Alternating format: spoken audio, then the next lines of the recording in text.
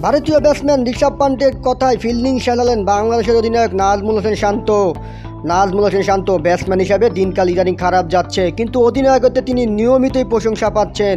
Bowling পরিবর্তন, fielding সাজানোর মতো বেসিক বিষয়গুলোতে তিনি দুর্দান্ত। তবে চলমান চেন্নাই টেস্টে তাকে ফিল্ডিং সাজাতে দেখা গেল ভারতের উইকেট কিপার ব্যাটার ঋষভ পান্তের কথায়। এমন ঘটনায় মজা পেয়েছেন ক্রিকেটার, ধারাভাষ্যকার সবাই।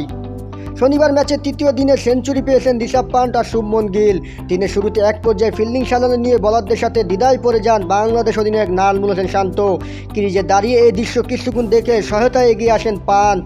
তিনি শান্তকে উদ্দেশ্য করে বলেন, এখানে একজন আসবে ভাই, আরেকজন ওখানে, আরেকজনকে মিড উইকেটে নিয়ে যান। স্টাম্প মাইকের সৌজন্যে পান্তের এই কথা স্পষ্টই শোনা যায়। মজার ব্যাপার হলো অধিনায়ক শান্ত পান্তের এই প্রস্তাবে রাজি হয়ে যান। একজন ফিল্ডারকে মিড উইকেটে নিয়ে যাওয়া হয়। ধারাভাষ্যকার এই ঘটনা দেখে হাসি থামাতেই পারছিলেন না। সোশ্যাল মিডিয়াতে মুহূর্তেই ভিডিও ভাইরাল হয়ে গেছে, সৃষ্টি হয়েছে হাস্যরসের। 20 মাস পর টেস্ট ক্রিকেটে ফিরে সেঞ্চুরি হাঁকিয়েছেন পান্ট। খেলেছেন 128 বলে 109 রানের ঝকঝকে এক ইনিংস। পারফরমেন্সের পাশাপাশি মজা করত তার জুড়ি মেলা ভার।